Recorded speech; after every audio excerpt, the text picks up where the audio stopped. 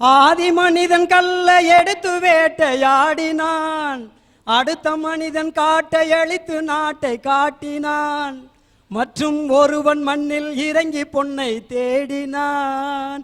நேற்று மனிதன் வானில் தனது தேரை ஓட்டினான், இன்று மனிதன் வெண்ணிலாவில் இடத்தை தேடினான்.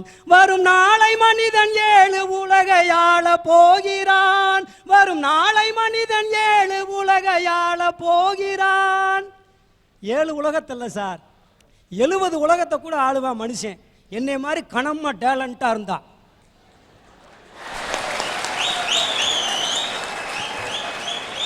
சராசரி இடம் 37 கிலோ சார். சராசரி இடம் 37 கிலோ. அதாவது சார் இந்த உலகம் தோன்றி 1370 கோடி ஆண்டுகள் ஆகுதுன்னு வரலாறு சொல்லுது சார். இந்த 1370 கோடி ஆண்டுகளா மனுஷன் படைச்ச சாதனையை பார்த்தா அடாடாடாடாடா எவ்வளவு அற்புதம், அதிசயம், விஞ்ஞானம். ஆனா இதை எல்லாத்தையும் அனுபவிக்க முடியாம போச்சேங்கிற ஒரு வேதனை சார் எனக்கு. ஆனாலும் அடுத்த பிறவி மனுஷ பிறவியே எடுத்து சும்மா கலகலகலகலன்னு எல்லாத்தையும் அனுபவிக்கணும்னு ஆசைப்படுறேன் சார். சார் இப்போ எனக்கு வயசு 39. 39வது வயசுல தான் செல்ஃபோனை பார்க்குறேன். என் பையன் முளைச்சி 3 விடல, ரெட்டனை காலை போட்டுக்கிட்டு ஹலோ எனக்கு இந்த எதுக்கு பொண்டாட்டி என்ன சுற்றி வப்பாட்டி பாட்டு போடுங்க ரொம்ப பிடிக்குங்கிறான். இதே வயசில் எனக்கு செல்ஃபோனு கிடையாது. ஒருவேளை எனக்கு இருந்துருந்துச்சுன்னா நான் ஹலோ சில்க் சிமிதாவா, ஹவ் ஆர் யூ, எப்படி இருக்கீங்க, தாராளமாக தான் இருப்பீங்க, இருந்தாலும் நீங்கள் ஆந்திராவில் இருக்கீங்க, நான் திண்டுக்கல்ல இருப்பேன், நீ பேசியிருப்பேன். செல்ஃபோன் இல்லை அப்போ. இப்போ செல்ஃபோனாக இருக்குனியா, ஜொல்ஃபோனாக இருக்கக்கூடாதியா, அது செல்ஃபோனு. அப்போ செல்ஃபோன் இருந்துச்சு, சில்க் சிமிதாட்ட பேச முடியல சார். இப்போ செல்ஃபோன் இருக்குது, சில்க் சிமிதா இல்லை. கட்டின பொண்டாட்டி கட்டி இருக்கக்கூடிய சேலையில கூட சில்க்குனா கூட அந்த பட்டு சேலை கூட சில்க்கு தான்யா. அந்த சில்கை பார்க்க ஆரம்பிச்சுன்னா கண்ட சில்க்கு ஏன் அலையணும்? கண்டிப்பா சார். கட்டின புடவை பட்டு புடவையா தான் இருக்குது, முகத்தை பார்த்தா சகிக்கலையே. உள்ளதான் ஒரு நிமிஷம், கண்ணங்கரேர்னு இருக்கிற ஒன்ன கட்டிக்கிறதுக்கே ஒரு பொண்டாட்டி வரக்குள்ள நாம மட்டும் கருப்பா இருக்கணும், ஆனா வர பொண்டாட்டி மட்டும் சிவப்பா இருக்கணும். நம்ம மூஞ்சி மட்டும் எப்படி வேணாலும் இருக்கலாம், கல்லானாலும் கணவனே புல்லானாலும் கணவச்சேன்னு பொண்டாட்டி வாழணும். ஆனா அவங்க மட்டும் அழகா இருக்குன்னு என்னையா பெரிய சட்டம் பேசுறீங்க? இல்ல சார், நீங்க சொல்றதெல்லாம் கரெக்ட் தான். என் சம்சாரம் கருப்புனாலும் விளையாட்டுக்கு சொல்லுங்க எலிசபெத் மகாராணியா நான் நினைச்சு குடும்பம் நடத்திக்கிட்டு இருக்கேன் சார். அது உண்மைதான். அதாவது சார் 4 வயசு பிள்ளை வந்து அவங்க அப்பாட்ட கேட்குது, எப்பா முடி வெட்டுறதுக்கு 150 ரூபா கொடுப்பா அப்படின்னுச்சு. ஏமா ஆளுகளை வெட்டுறதுக்கே அவ்வளோதானம்மா கேட்குறேன் அவங்க அப்பா. ஏன்னா ஒரு மாதிரி மாடலை வெட்டி விடுறான். என் வயசில் அப்படிலாம் வெட்ட முடியல, அன்னியன் மாதிரி வெட்டி விடுறான். நான் சின்ன பிள்ளை போயிருந்தேனாக்கா ஏண்டா சப்பி போட்ட மாங்கோட்டை மாதிரி இருக்குது உனக்கு அன்னியன் சேரான்னு குறவலையோட வெட்டியிருப்பேன். ஒரு முடி கூட என்னையால் சுதந்திரம் அந்த நேரம் வெட்ட முடியல சார். சார் இன்னைக்கு இருக்க பள்ளிக்கூடத்தில் படிக்கிற குழந்தை எவ்வளோ சந்தோஷமா இருக்குது தெரியுமா? ஆனால் எங்களால் படிக்கிற பப்பிலாம் இருக்க முடியல. வாத்தியார் உள்ள நுழைஞ்சாருன்னா அப்படியே ட்ரௌசர் ஊரா நினைச்சிடும், வெட்ட வெட்ட வெட்ட வெட்ட வெட்டன்னு ஆடி. ஆனால் இப்போ இருக்கிற பையன் வாத்தியார் வராரு, சார் வணக்கம் சார் தீப்பிட்டி வச்சிருக்கீங்களா அப்படிங்கிறேன். ஏய் வாத்தியாட்ட அதெல்லாம் வர்றப்பே வாங்கிட்டு வர்றது இல்லையா அப்படிங்கிறார். இப்படி சந்தோஷமா எங்களெல்லாம் அனுபவிச்சு இருக்க முடியல சார். ஆனா மறுபடியும் ஒரு மனித பிறவி எடுத்து நிச்சயம் எல்லாத்தையும் அனுபவிச்சு மகிழ்ச்சியா வாழ்ந்தா சார் என்னுடைய ஆசை. இளமை பொழுதுனாலே இனிமை பொழுதுன்னு சொல்லுவாங்க சார். நாங்கள்லாம் இளைஞர்களா இருக்கப்ப இவ்வளவு சந்தோஷமா இருக்க முடியாது. ஒரு சந்தோஷமான பாட்டை கூட பாட முடியாது. எதிர்த்த வீட்டில் அப்படியே மும்தாஜ் மாதிரி அழகா இருப்பாங்க, பீச்சக்கண்ணில் கூட பார்க்க முடியாது. அப்படியே பார்த்தாலும் கதா காலட்சேபத்தை சொல்லிட்டு செவனே நின்றுட்டு திரும்பிக்கணும். ஆனால் இப்போ இருக்கிறவன் மலமலமலன்னு போனோடனே காலிங் பல் அடிச்சு எழுத்த விட்டு பிள்ளைகிட்ட மதுரைக்கு போகாதடி அங்க மல்லிப்பூ கண்ண வைக்கும், தஞ்சாவூர் போகாதடி தலை ஆட்டாம பொம்மை நிற்கும் அப்படின்னு பாடுறேன். அவங்க அம்மா பார்த்துட்டு இவ்வளோ அழகா பாடுறான் பாரு, பிக்கப் பண்ணுறா, சந்தோஷமா சொல்லிக்கிட்டு இருக்காங்க. எங்களுக்கு அப்படியெல்லாம் வாய்ப்புகள் கிடைக்கல சார். கட்டுரை எழுதுறானா கதை எழுதுறானா இல்லையே, கலர் கலராக இன்னைக்கு லவ் லெட்டர் எழுதி தள்ளிக்கிட்டு இருக்கான் சார். இப்படி ஒரு பையன் எழுதிக்கிட்டு இருந்தான், என்ன எழுதுறான்னு வாங்கி பார்த்தா அவ்வளவு பிரமாதமாக எழுதியிருக்கா சார். கண்ணே கனியமுதே கனிந்து விட்ட பனிப்பழமே பல கடிதங்களை எழுதிவிட்டேன், இறுதியாக என் ரத்தத்தை மையாக்கி என் விரலை பேனாவாக்கி இந்த கடிதத்தை எழுதுகிறேன். உனக்கு பிடித்திருந்தால் உடனே மறுகடிதம் எழுது, இல்லை என்றால் உன் தங்கையிடமாவது கொடுத்து விடு, இல்லைன்னா அவங்க சின்னம்மா மக இருந்தா கொடு. இல்லாட்டி அவங்க பெரியம்மா மகா இருந்தால் கொடு, யார்கிட்டையாவது கூட 2 நாளில் பதில் வரணும்னு முடித்தான். கரெக்டாக 2 நாளில் வந்துச்சு. வீச்சாடுவாளோட அவங்க அப்பா வந்தார், கையை தண்டி மீசையோட. மொட்டமல்லன்னு பயலுக்கு அப்படி விளாண்டுக்கிட்டு இருந்தால் வரணுன்னு பூரா பூரா பேண்ட்டு நனைஞ்சு போச்சு. எவன்டா என் மகனுக்கு லவ் லெட்டர் எழுதுனது? டேய், யாரா என் மகனுக்கு லவ் லெட்டர் எழுதுனது அப்படின்னு. டேய் சொல்கிறா மாப்பிள்ள, 10 பைய கையை விழுந்துரும் போல இருக்குட்டே சொல்கிறா அப்படின்னு. முன்னால் எழுந்திரிச்சுவேன், சார் நான் தான் சார் எழுதுனேன். நீ தான் என் மகனுக்கு லவ் லெட்டர் எழுதுனியா? ஆமாங்க சார். ரொம்ப அருமடா, இந்தடா என் மக பதில் லெட்டர் எழுதிச்சிடாங்க. அவ்வளோதான், பையன் அங்கிட்டு போயிட்டு அவன் எங்கிட்ட ஆரம்பிச்சிட்டாங்க. சலக்கு சலக்கு சரிக சேல சலக்கு சலக்கு. சூப்பராக போய்கிட்டு இருக்குதியா கதை. சார் என்னுடைய குடும்பம் ஒரு சின்ன குடும்பம் சார், ஒரு சின்ன குடும்பம். எல்லாம் மனைவிமார்களுக்கு 1/2 டஜன் வளையல் 1 டஜன் வளையல் கையில் போட்டு அழகு பார்ப்பாங்க சார். ஆனால் எங்கள் அப்பா வளையல் போடல, 1 டஜன் பிள்ளைகளை கோர்த்து விட்டார். 12 பிள்ளைய சார் என் கூட பிறந்தவங்க. சும்மா கோழி குஞ்சு ஒரிச்ச மாதிரி பொறிச்சு தள்ளினாரு.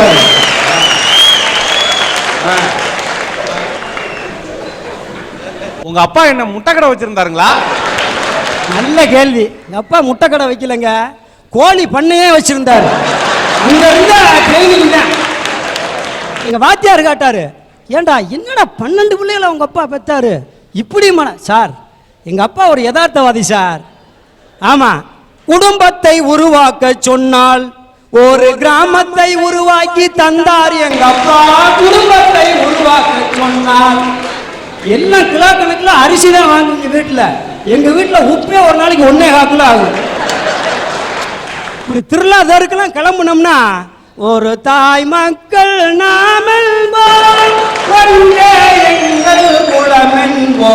திருவிழாவில் இருக்கேன் பூரா பார்ப்பேன். என்னடா 4 ஊர் சேர்ந்து ஒன்னா வருது. ஐஸ் கிடக்குற ஐஸ் ஐஸ் ஐஸ்னு வர்றாரு. எப்பா ஐஸ்? ஏய் வேணாம்டா, தாங்காதுடா, ஐஸ் ஃபேக்ட்ரியை தாண்டா உண்டு பண்ணனு அப்படின்ட்டு 2 ஐஸை வாங்கி எங்கள் பெரிய நண்டை கொடுப்பாரு. அவர் 4 சப்பு சப்பி அடுத்தண்ணே, அவர் 4 சப்பு சப்பி அடுத்து, அப்படி 4 சப்பி ஏன்ட்ட வர வேற பெரிய குச்சினே வரும். 1 வருஷம் கழிச்சு கவர்மெண்ட்லேருந்து 4 அதிகாரி வந்தாங்க எங்கள் வீட்டுக்கு. இது வேணாங்க, இப்படியா வரிசையாக அடுத்தடுத்து ஒரு பிள்ளைக்கு இன்னொரு பிள்ளைக்கு இடையில கேப்பு விடுங்க. சரிங்க, ரொம்ப நன்றிங்க புத்திமதி சொன்னதுக்குன்னு போயிட்டார். வேலைக்கு போயிட்டு சாயந்தரம் வந்தார். கதவை திறந்தாருவார். மணி நைட்டு 9 மணி. பூரா படிக்கல மாதிரி வரிசையாக நெருக்கி படுத்து கிடந்தாங்க. இங்கே வாமா, ஏமா அக்கப்போர் பண்ணுற, ஒரு பிள்ளைக்கு இன்னொரு பிள்ளைக்கு இடையில கேப்பு விடணும் மாமா. உனக்கு அங்கே போடுமா, உனக்கு இங்கே போடு, நடுவில் பாய வரி தொப்புன்னு லைட் ஆஃப் பண்ணாருவார். 10 மாதம் கழிச்சு ரெட்டை. சார் இப்போ இந்த பழனி அரட்டை அரங்கத்துக்கு வர்றப்போ கூட எங்கள் வீட்டுக்காரம்மா சொன்னாங்க, ஏங்க பழனியில் அரட்டை அரங்கம் நடக்குன்னா குடும்பத்தோடு போகலாம்னு. வேணாமா, குடும்பத்தோடு கிளம்பணும்னு போய் 4 ரயில் விட்டாலும் ரயிலுக்கு பின்னால் பாதி பேதி ஒடியாரண்ணே பேசாமல் விட்டு இந்துக்களை நம்ம குடும்பத்துக்காக ஒரு அரட்டை அரங்கத்தை போட சொல்லிடலாம் அப்படின்ட்டு.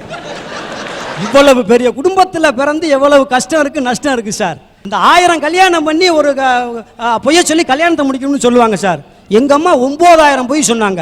ஏன்னா எனக்கு முன்னால் 9 பேர் பூரா கல்யாணம் பண்ண வச்சுட்டு எனக்கு கல்யாணம். ஏண்டா கல்யாணத்தை முடிச்சுக்க சட்டு புட்டுன்னு, பொண்ணை நான் பார்க்குறியா இல்லை நீ பார்க்குறியா? நான் பார்க்கட்டேன். இல்லைம்மா, குடும்பம் நடத்த போகிறது நானே பார்த்துக்கிறேன்ட்டு டக்குன்னு மதுரைக்கு போனேன் சார்.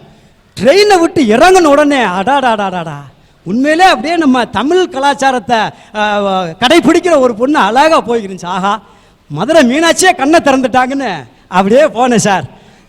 என்னடி ராக்கம்மா வல்லாக்கு நெளிப்பு என் நெஞ்சு குலுங்குதடி, சிறு கண்ணாடி மூக்குத்தி மாணிக்க செவப்பு மச்சான இழுக்குதடி அப்படின்ட்டு போனேன். திரும்பமான வாக்குறேன், திரும்பவே இல்லை. அது மதுரை டவுன் ஹால் ரோட்டில் நேராக மீனாட்சி அம்மன் கோயில் நோக்கி போய்கிட்டு இருந்துச்சு. சரி போகட்டும் போட்டு, என்ன கோயிலுக்கு தானே போவாங்கன்ட்டு கோயிலுக்கிட்ட போய் பிடிக்கலான்னு பார்த்தேன். உள்ளே போயிட்டாங்க சார். சரி போட்டு போய் சாமி தரிசனத்தை முடிச்சுட்டு வரட்டேன், அப்புறம் நேராக பேசிக்குவோம்ட்டு அப்படி கோயிலுக்குள்ளே போயிட்டு சாமியை கும்பிட்டு திரும்பினாங்க பாருங்க. அப்போ தான் தெரிஞ்சு யாருன்னு. ஊரோரம் புளியமரம் ஒளிச்சுக்கிட்டா சல நான் பிறந்தது மதுரையில் மாறினது பம்பாயில் அப்படின்னு. ஏய் என்னானுச்சு ஒய்யாலன்னு அங்கே பிடிச்ச ஓட்டணும். ட்ரெயின் பஸ்ஸை எதுவும் பிடிக்கல சார். பின்னங்கால் பட்டறையில் அடிக்க திண்டுக்கல் மலைக்கோட்டையில் தான் வந்து நின்னேன். நம்மள்கிட்ட போய் சொன்னேன், அம்மா பெத்துட்ட, உங்களே மாதிரி எனக்கு ஒரு நல்ல வாழ்க்கை தோழனுமா, நீயே பார்த்து முடிச்சிடுமான்னு. எங்கேயும் போவேனா, என் தம்பி மக அழகா லட்சணமாக இருப்பா, கட்டிக்கிட்டீன்னா நம்ம குடும்பம் மாதிரியே நீயும் சந்தோஷமாக இருக்கலாம்டானுச்சு சார். ஒன்றும் பேசலை. பேசாமல் எங்கள் தாய் மாமனை பொண்ணை முடிச்சுக்கிட்டு இன்னைக்கு 11 வருஷம் ஆயிடுச்சு சார். அடிக்கடி கரண்ட் கட்டாங்க. கரண்ட் கட்டானா டப்புன்னு வெளியே கிளம்பிடுவேன். இதே ஒரு வயதை விட்டு மாதிரி அடுத்த வரவில் அப்புறம் பார்ப்பேன் பொறிச்சு தள்ளுறதா அப்படின்ட்டு இன்னைக்கு உண்மையிலேயே சொல்கிறேன், நிறைஞ்ச வாழ்க்கை வாழ்ந்துக்கிட்டு இருக்கேன். என்ன அப்படியே ஒரு இன்பமான வாழ்க்கை அடைய முடியலன்னு ஒரு சின்ன விரக்தி இருக்குது. எங்கே போயிட போகுது இந்த உலகம்? அடுத்ததில் பிக்கப் பண்ணி ஒரு சூப்பரான என்ஜாய் பண்ணக்கூடிய இளைஞனா பிறந்து எல்லாத்தையும் மகிழ்ச்சியாக வச்சிருப்பேன்னு சொல்லிட்டு இந்த வாய்ப்புக்கு நன்றி கூறி முடிக்கிறேன் சார்.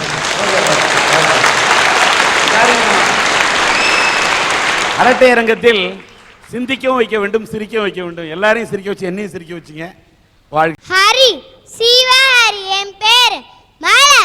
அண்ணாவள மாதிரி இல்ல, நான் பேசுறதுல இருந்து தெரியல நான் அடுத்த ஜென்மத்துல நடிகராக போறேன்னு. ஏன் நடிகரா பிறக்கணும் தெரியுமா சார்? புகழ், பணம், ஊரை வேற ஜாலியா சுத்தி பார்க்கலாம் சார். அம்மா அப்பா சொன்ன கேக்குறோமா? டீச்சர் சொன்ன கேக்குறோமா சார்? ஆனா இதே நடிகர்கள் சொன்ன கேக்குறோம்ல. நடிகர்களால சிரிக்க வைக்க முடியும், அழ வைக்க முடியும், சிந்திக்க வைக்க முடியும். சார் நீங்க எல்லாம் படிச்சுதான் டாக்டர், வக்கீல் எல்லாம் ஆக முடியும். நடிகர்கள் அப்படி இல்ல. நினைச்சா ஒரு பிள்ளை டாக்டர், ஒரு படத்துல வக்கீல், ஒரு படத்துல போலீஸ் ஆகும் சார். பட்ட கிளம்புறாங்களே. நீங்க எல்லாம் மிலிட்டரிக்கு போய் தான் துப்பாக்கி எடுத்து குண்டெல்லாம் போட்டு சண்டை போட முடியும். ஆனா நடிகர்கள் அப்படி இல்ல. நினைச்சா படத்துல துப்பாக்கி எடுப்பாங்க, சுடுவாங்க, போக்கிட்டே இருப்பாங்க சார். சார் எல்லாரும் பயந்து பயந்து தான் லவ் பண்ணாங்க. ஆனா நடிகர்கள் தைரியமான படத்துல லவ் பண்ணுவாங்க சார். சார் 40 வயசுக்காரங்க 16 வயசு பொண்ணோட டான்ஸ் ஆட முடியுமா? ஆனா இதே நடிகர்கள் டான்ஸ் ஆடுறாங்களே. 50 வயசுக்காரங்க காலேஜுக்கு போக முடியுமா? ஆனா இதே நடிகர்கள் போறாங்களே. சார் ஒரு சின்ன கிராமத்துக்கு போங்க, ஒரு தலைவர் போட்டோ காட்டி இது யாருன்னு கேளுங்க, என்ன பதில் வரும்? தெரியாதுன்னு வரும். அதே மாதிரி ஒரு நடிகர் போட்டோ காட்டி யாருன்னு கேளுங்க, டக்குன்னு பதில் வரும் சார். சார் அதுக்கு நடிகர்கள் வாழ்க்கையில கஷ்டமே இல்லைன்னு யார் சொன்னது? எல்லார் வாழ்க்கையிலும் கஷ்டம் தான் இருக்கு. நடிகர்கள் கஷ்டப்படுற அளவுக்கு புகழ், பணம் இதெல்லாமே கிடைக்கிறது சார். இதெல்லாம் புகழோட அடையாளம் சார். இந்த புகழெல்லாம் ஈஸியா பெறணும்னா ஒரே வழி, தனி வழி, அது வழி, அதுதான் நடிகராகிற வழி. அதனால அடுத்த பிறவிலையாவது ஆசை நிறைவேறதுக்கு சிறந்த நடிகராகவும் சிறந்த நடிகரை உருவாக்கிட்டு இருக்க நீங்க என்ன ஆசீர்வாதம் செய்யுங்க சார். நல்லா தம்பி, நீ நாளைக்கு நடிகனா பிறந்துடுற, நீ ஹீரோ ஆயிட்டான்னு வச்சுக்க. யாரை ஹீரோவை தேர்ந்தெடுப்ப? இன்னைக்கு ஸ்ரேயா. ஸ்ரேயாவா? நேத்து கேட்டேன் நமிதாண்ணா. நேத்து நமிதான், இன்னைக்கு ஸ்ரேயாங்கிற சார். எங்க படத்துல 2 ஹீரோயின் சார். அட்லி சக்க, நீ மகா நடிகன் ஆயிருவடா. அடுத்த பிரிவில் நடிகன் ஆகணுன்ற, ஏன் இந்த பிரிவில் நடிகன் ஆக விரும்பலையா? சார் எங்க அம்மா இந்த பிறவில பைலட் ஆகணும்னு ஆசைப்பட்டுட்டாங்க. அதனால எங்க அம்மா ஆசையை இந்த பிறவில நிறைவேற்றிட்டு அடுத்த பிறவில நான் நடிகராகிறேன் சார். உன்னுடைய ஆசை இருந்தா கூட அந்த ஆசைகளை ஒதுக்கி வைத்து விட்டு பெற்ற தாய் என்னுடைய அம்மாவுடைய ஆசையை தான் நிறைவேற்றி வைப்பேன்னு நினைக்கக்கூடிய அந்த உணர்வை நான் மதிக்கிறேன். வாழ்க. சார் நானும் என் ஃப்ரெண்டு கோபாலும் 1ஆவதுலேருந்து 10ஆவது வரைக்கும் ஒன்றா படித்தோம். ஒரே பெஞ்சு பக்கத்தில் உட்காருவோம். அவ்வளோ நெருக்கம் பாருங்க. பரீட்சை வந்துச்சு. பரீட்சை எழுதிட்டு வீட்டுக்கு போனேன். என் மகனே எத்தனாவது ரேங்கடான்னு கேட்டார். எப்பா ஃபஸ்ட் ரேங்கு தான்ப்பா அப்படின்னேன். அப்போ கோபால் எத்தனாவது ரேங்கடா? எப்பா கோபாலும் ஃபஸ்ட் ரேங்கு தான்ப்பா அப்படின்னேன். உடனே அது எப்படி 2 பேர் ஃபஸ்ட் ரேங்க் எடுக்க முடியும், குர்ரா ரேங்க் கார்டுன்னு பார்த்தாரு. பார்த்துட்டு 5, 10, 2, 3 ஏடா மொத்தத்தையும் குண்டாலும் 35 வரலையாடா, நீ எப்படி ஃபஸ்ட்டுன்ன? இல்லைப்பா கோபாலு முன்னாடி இருந்து ஃபஸ்ட் ரேங்கு, நான் பின்னாடி இருந்து ஃபஸ்ட் ரேங்குப்பான்னு. உடனே எங்கள் அப்பாவுக்கு வந்துச்சு பாருங்க கோபம். இவ்வளோ பெரிய குச்சி எடுத்து அடித்து முதுகுத்தோலெல்லாம் பேத்துட்டாரு. இதுவே ஒரு அமெரிக்காவாக இருந்தால் என் மேலே கை வைக்க முடியுமா? ஒரே போனுதேன் தூக்கி உள்ள விட்டுருவாங்க. அண்ணா நீங்க பின்னால இருந்து ஃபர்ஸ்ட் ரேங்க்னா நீங்க லாஸ்ட் ரேங்க்னு அர்த்தம்னா. தம்பி நானும் உன்ன மாதிரி இருக்கிறப்ப டாக்டர் ஆகுந்தே வந்தேன். இப்போ கம்பவுண்டர் கூட ஆக முடியல. நீ என்ன மாதிரி காலேஜுக்கு வந்தா தானே தெரியும். உட்கார்றா பேசாம. இங்கெல்லாம் நம்மெல்லாம் ஒரு ஆண்டை கிடக்க எத்தனை ஆண்டு கிடக்க வேண்டியது தெரியுமா? காலாண்டு, அரையாண்டு, முழு ஆண்டு. இன்னும் பாருங்க நம்ம பயிலுக முதல் பக்கம் புத்தகத்தில் எழுதி வச்சிருப்பான். காலாண்டு ஒரு பாவச் செயல், அரையாண்டு ஒரு பெருங்குற்றம், முழு ஆண்டு மனிதத்தன்மையற்ற செயல் எழுதி வச்சிருப்பான் சார். அவ்வளோ கஷ்டம் சார், ஒரே தொல்லை சார். இங்கெல்லாம் காலேஜ் டிகிரி வாங்க எவ்வளவு கஷ்டப்படுறோம் தெரியுமா? 2081 கிளாஸ் அட்டன் பண்ணணுமா, 1501 நாள் காலேஜுக்கு போகணுமா, 211 ஹவர்ஸ் ஆஃப் லேபு, 132 இன்டர்னலு, 44 எக்ஸாமு, 15 வைவா, 4 வருஷம் 8 செமஸ்டர், கடைசியில் கொடுக்கறது ஒத்த டிகிரி சார். சார் ஒரு நிமிஷம். அண்ணா நீங்க இத்தனை இதை கணக்கு போட்ட நேரத்தில் உட்காந்து படிச்சா இந்நேரம் எவ்வளோ முன்னேறி இருக்கலாம்ண்ணா. ஆனால் அங்கெல்லாம் பாருங்க படிக்காமையே ஏரோப்ளேனில் ஓடுறான், கப்பலில் ஓடுறான். நம்ம இன்னும் மாட்டு வண்டியில சார் போய்கிட்டு இருக்கோம். அண்ணா படிப்பு பத்தி இவ்வளோ கஷ்டம்னு சொல்றீங்கல்ல, இப்போ நீங்க என்னங்கண்ணா படிச்சிட்டு இருக்கீங்க? காலேஜுக்கு போய்கிட்டு இருக்கேம்மா. அப்புறம் ஏன்னா படிப்பு இவ்வளோ கஷ்டம்னு சொல்றீங்க? போய்கிட்டு இருக்கோன்னு தானே சொன்னோம், படிக்கிறேன்னு சொன்னோம்மா. நான் எழுதின பேப்பரு ஏன் முன்னாடி ஒரு வாத்தியார் உட்காந்து திருத்தினாவில் நீ பாஸ் போடுறியா பெயில் போடுறியான்னு தெரியும். நான் எழுதுறது திருச்சி போகுமா, திருச்சியிலேருந்து மதுரை போகுமா, மதுரையிலேருந்து தேனி போகுமா, தேனியிலேருந்து திண்டுக்கல், இதெல்லாம் ரவுண்ட் அடிச்சுட்டு கடைசியில் பார்த்தீங்கன்னா மெட்ராஸுக்கு ஒரு ரவுண்டு போகுமா. பொண்டாட்டிக்கு வாத்தியாருக்கு சண்டை வந்திருக்கான். பொண்டாட்டி வீட்டில் வாத்தியாரை கழிச்சிருக்கான். வாத்தியார் ஏன் பேப்பரை கழிச்சிருவாரு. தம்பி ரமேஷ், உன் முன்னாலேயே உன் பரீட்சை பேப்பரை திருத்தினாலும் நீ வாங்குற மார்க்கு 13 தான். அதை எங்கே திருத்தினா என்ன? படிக்கவா ஓர? கிளாஸ்ன்னு ஒரு வச்சிருப்பாங்க பாருங்க. பொண்ணுங்கள்லாம் அந்த பக்கம், பையங்கள்லாம் அந்த பக்கம், நடுமை பாடர் வேற. இப்படிலாம் இருந்தால் எங்கே சார் படிப்பு வரும்? ஆனால் அங்கெல்லாம் பாருங்க ஒரு பெஞ்சில் அங்கிட்ட ஒரு பிகரு இங்கிட்ட ஒரு பிகரு, நடுமை உட்காந்துட்டு குஜாலா படிக்கலாம் சார். சார் ஒரு நிமிஷம். அண்ணா இங்க ஸ்கூல் புக்ஸ் மட்டும்தான் கொண்டு வராங்க, அங்க சேர்த்து துப்பாக்கியும் கொண்டு வராங்கண்ணா. இது டீச்சரையும் சுடுவாங்க, பக்கத்துல இருக்கிறவங்களையும் சுடுவாங்க. பார்த்து ஜாக்கிரதையா படிங்கண்ணா. இங்கெல்லாம் இருக்கிறதெல்லாம் பிகரா சார், பூரா சப்ப பிகர் சார். ஆனா அங்கெல்லாம் பாருங்க சப்ப மூக்கா இருக்கும். மூக்கு மேல நான் லாரி போன மாதிரியே இருக்கும். ஆனா என்ன பிகரு, என்ன வாழ்வு. பிறந்தா சார் அங்க பிறந்து வாழ்க்கையை அனுபவிக்கணும் சார். நம்ம ஊர்ல பஸ் ஸ்டாண்ட்ல நின்று ஒரு பிள்ளைய பார்த்து ஹாய் என்னன்னா என்ன மறு நிமிஷமே மஞ்சத்தாளி எடுத்து கட்டான்றிருக்கான். ஆனா அங்கெல்லாம் ஹாய் சொன்னா ஹாய் சொல்லுவாங்க, ஹாய் சொன்னா முத்தம் கொடுக்குறாங்க சார். இதெல்லாம் காதலிச்ச பொண்ணையே கல்யாணம் பண்ணணுமா? ஆனா அங்க கல்யாணமான பொண்ணை கூட காதலிக்கலாம் சார். இதெல்லாம் பாத்ரூம்னு ஒன்று கட்டி வச்சிருக்காங்க. பார்க்காத ரூமுக்கு பேர் பாத்ரூம்பா சார். ஆனால் அங்கெல்லாம் என்னென்ன பாத் இருக்கு தெரியுமா? ஆயில் பாத் இருக்கு, சன் பாத் இருக்கு.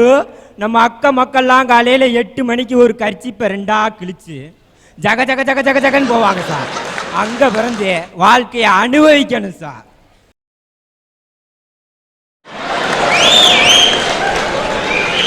இதெல்லாம் பாருங்க, நம்மெல்லாம் மிஞ்சி மிஞ்சி போனால் ஒரு கல்யாணம் பண்ண முடியுது.